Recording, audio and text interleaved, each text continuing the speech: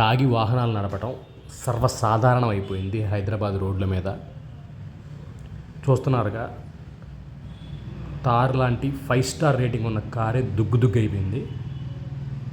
ఎవరి ప్రాణాలకి హాని లేదు. కారులో మంచి మందు బాటిల్ కూడా ఉంది, కాస్ట్లీది. ఇటు నుంచి కనిపట్టలేదు, అటు నుంచి తీసా. Just SR Nagar main road, Umesh Chandra statue వెనకాల కొంచెం ఒక ఫర్లాంగ్ దూరంలో ఫ్రెష్గా ఇప్పుడే జరిగింది. ఆంధ్ర రిజిస్ట్రేషన్ బండి. ఇక్కడ చుట్టుపక్కల చాలా కాలేజీలు, మొత్తం స్టూడెంట్స్ తిరిగే రోడ్లే అంతా. చూస్తున్నారు కదా, ఈ రోడ్లోని దాదాపు 6-7 ఇన్స్టిట్యూషన్స్ ఉన్నాయి. ఈ టైంలో అంటే 3-4 ఈ టైంలో పిల్లలందరూ ఇళ్ళకెళ్ళే టైము. ఈ టైంలో ఇంత భారీ యాక్సిడెంట్, చెట్టును గుద్దాడంటే అదే కనుక ఆ పొజిషన్లో మనుషులు ఉంటే 2-3 తెచ్చిపోయేవాళ్ళు. ఆ చెట్టు బహుశా ఆపినట్టుంది, ఎవ్వరూ చనిపోకుండా. హైదరాబాద్ రోడ్ల మీద ఈ యాక్సిడెంట్లు అనేవి సర్వసాధారణం అయిపోయింది. మెయిన్గా ట్రాఫిక్ రూల్స్ పాటించక కాదు, లైసెన్స్ లేక కాదు, మందు తాగి. ఇంకా మొన్న సజ్జనార్ గారు చెప్పారు, మందు తాగి రోడ్ల మీదకి వస్తే ఊరుకోమని. కానీ ఎక్కడ చూసినా ఇవే యాక్సిడెంట్లు.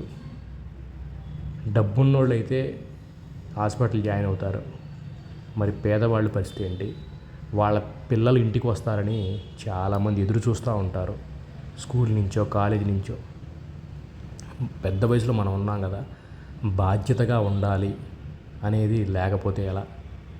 గవర్నమెంట్ రూల్ ప్రకారం ఎంతో ఆల్కహాల్ తీసుకోవచ్చు అనుకుంటా, ఏదో ఆ బీరో అర బీరో అంతవరకు ఎంజాయ్ చేయాలి.